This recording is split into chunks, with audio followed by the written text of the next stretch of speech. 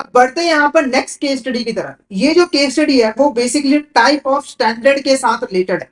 हम जब standard cost determine करते हैं तो कई तरह के यहाँ पर स्टैंडर्ड जो है वो बनाए जाते हैं अलग अलग फैक्टर को कंसीडर करके। उसी के बेसिस पे हम स्टैंडर्ड्स को डिवाइड कर सकते हैं। तो कौन कौन सी टाइप्स हैं? तो पहला क्वेश्चन देखो, standard cost refers to the cost expected to be incurred to produce a goods और provide a service under anticipated condition keeping in view the prevailing market condition. Which of these the type of standard? ठीक है, तो basically देखो standard cost का मतलब आपको पता है कि एक प्रोडक्ट और सर्विस को बनाने के लिए जो कॉस्ट आती है वो हमारा स्टैंडर्ड कॉस्ट जो है वो कहलाता है। अब ये कॉस्ट कौन सी है? एस्टिमेटेड कॉस्ट है, एक्चुअल कॉस्ट है एस्टिमेटेड कॉस्ट। तो इसमें से कौन सी हमारी स्टैंडर्ड की टाइप है? पहला basic standard, ideal standard, current standard और नॉर्मल स्टैंडर्ड। तो फटाफट से इसका आंसर बता दिए। इसका आंसर आपको क्या लग रहा है? इसमें से कौन सी हमारी यहां पर टाइप होती है स्टैंडर्ड की? Basic standard, ideal standard, current standard या फिर नॉर्मल स्टैंडर्ड? तो क्या लग रहा है आपको, क्या होगा correct answer?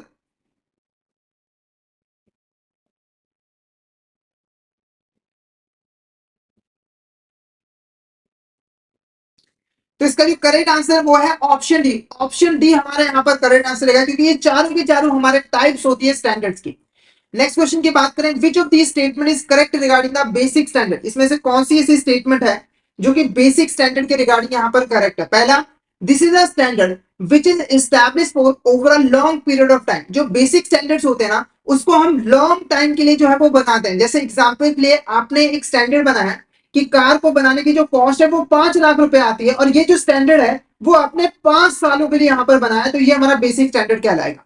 Basic standard remain constant serve as long term benchmark. तो बेसिक स्टैंडर्ड हमेशा कांस्टेंट रहते हैं, मार्केट में जो चेंजेस आते हैं उसके हिसाब से हम इसमें चेंजेस जो है वो नहीं करते हैं। It is more immediate and temporary standard that reflect the current state of organisation.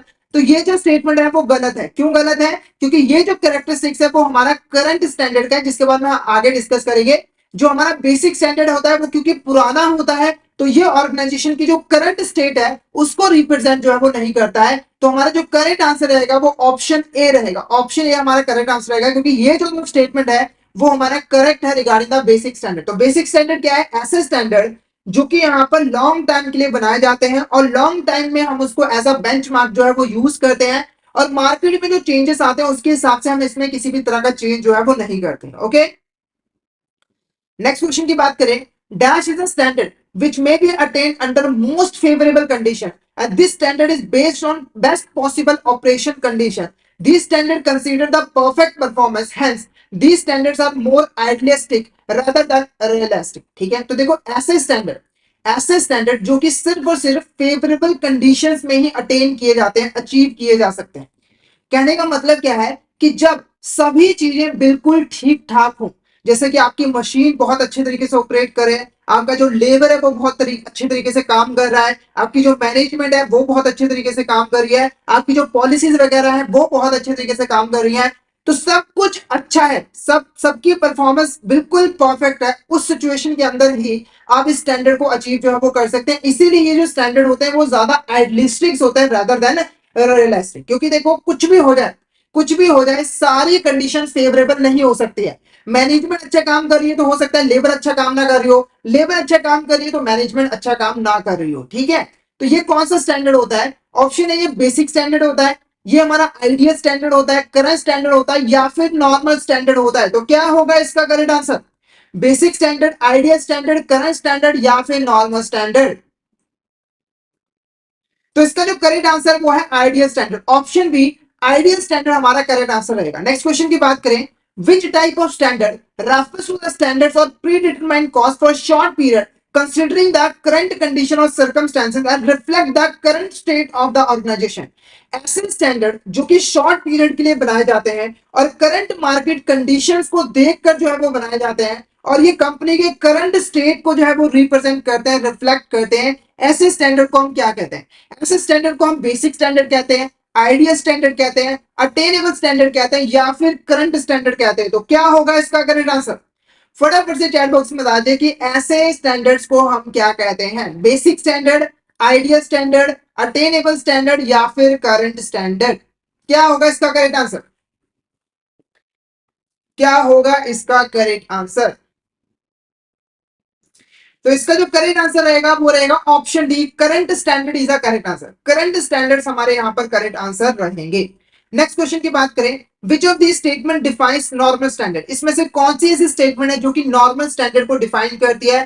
पहले देखो, it is a standard that reflect the best possible performance under perfect condition, it is relatively easy to set as it requires minimal forecasting.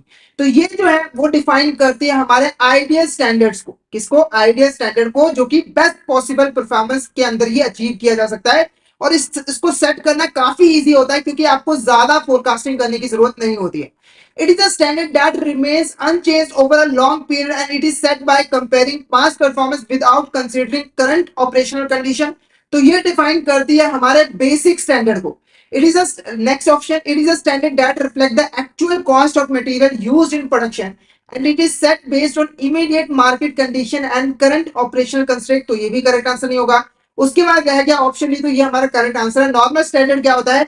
It is a standard which can be achieved under the normal operating condition, यानी कि एक ऐसा standard जो कि normal operating condition के अंदर achieve किया जा सकता है, उसे हम नॉर्मल स्टैंडर्ड जो है वो कहते हैं। और इसको सेट करना काफी ज्यादा डिफिकल्ट होता है क्योंकि आपको काफी रिसर्च करनी पड़ती है, आपको काफी फोरकास्टिंग जो है वो करने की जरूरत पड़ती है कि कहां कहां पे आपको प्रॉब्लम्स आ सकते हैं, कहां कहां पे इनएफिशिएंसी होगी। ठीक है, उन सब चीजों को देखते हुए आप ये स्टैंडर्ड जो है वो फिक्स करते हैं और नॉर्मल स्टैंडर्ड नॉर्मली अचीव जो है वो हो जाते हैं। तो ऑप्शन डी हमारे यहाँ पर करेक्ट आंसर रहेगा। तो ये जो केस स्टडी थी वो रिलेटेड थी हमारे किसके? टाइप ऑफ स्टैंडर्ड के साथ। तो आई होप ये जो केस स्टडी है वो आपको अच्छे तरीके से क्लियर हो गई होगी।